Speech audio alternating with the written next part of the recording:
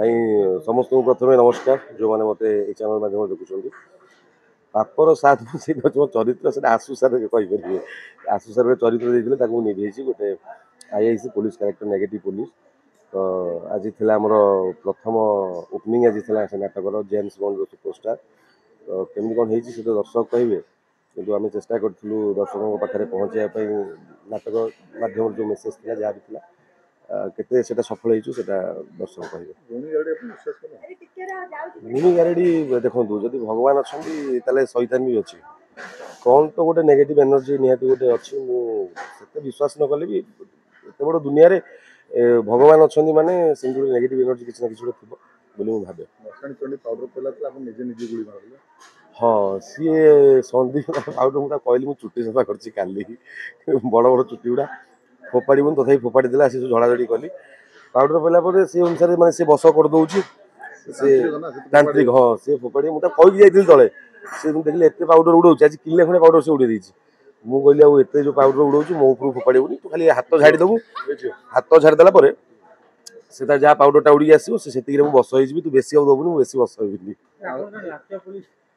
ହଁ, ଚରିତ୍ରଟା ସେଇଆ, ଲାଞ୍ଚୁଆ ପୋଲିସ, ମଦୁଆ ପୋଲିସ।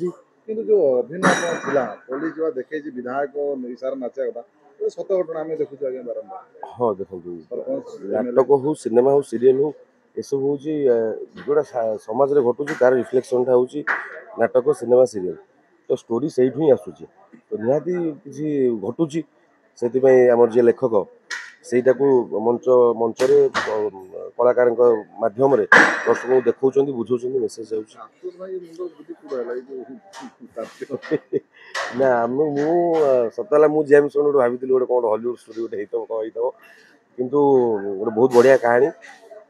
ବିଶ୍ୱାସ, ଅନ୍ଧବିଶ୍ୱାସ, ସମାଜରେ ଯାହା ଚାଲିଛି ପଲିଟିକାଲି ଜାଗାରେ ହଉ, ସବୁ ଜିନିଷକୁ ନେଇକି ନାଟକଟା ବହୁତ ବଢ଼ିଆ ହେଇଛି, ଦର୍ଶକଙ୍କୁ ଭଲ ଲାଗିବ। ଆଜି ତ ବାହାରିଲା, ନିହାତି ଆପଣମାନଙ୍କ ପାଖରେ ଜାଗିରେସନ୍ ପଡ଼ିଲେ ଆସିକି ଦେଖନ୍ତୁ। ୟା ପରେ ଆମେ ଅସ୍ତରଙ୍ଗ ଯାଉଛୁ କାଲିଠୁ। ନିହାତି ଅସ୍ତରଙ୍ଗର ସମସ୍ତଙ୍କୁ ମୁଁ ଅନୁରୋଧ କରୁଛି ଆସନ୍ତୁ। ଖାଲି ଜେମ୍ସ ବଣ୍ଡ ନୁହଁ, ଆମର ସବୁ ଜାଗା ନାଟକ, 4ଟି ଜାଗା ନାଟକ ବହୁତ ବଢ଼ିଆ ହେଇଛି। ଭିନ୍ନ ଭିନ୍ନ ସ୍ୱାଦର ନାଟକ, ଆପଣ ଗୋଟିଏ ପ୍ରକାର ପାଇବେ ନାହିଁ। ସବୁ ନାଟକ ଭିନ୍ନ ଭିନ୍ନ ପ୍ରକାରର ହେଇଛି। ନିହାତି ଆପଣମାନେ ମନୋରଞ୍ଜନର ଖୋରାକ ଆମେ ଯୋଗେଇବୁ। ଆପଣମାନେ ବହୁତ ସଂଖ୍ୟାରେ ଆସନ୍ତୁ, ଆମକୁ ଆଶୀର୍ବାଦ କରନ୍ତୁ।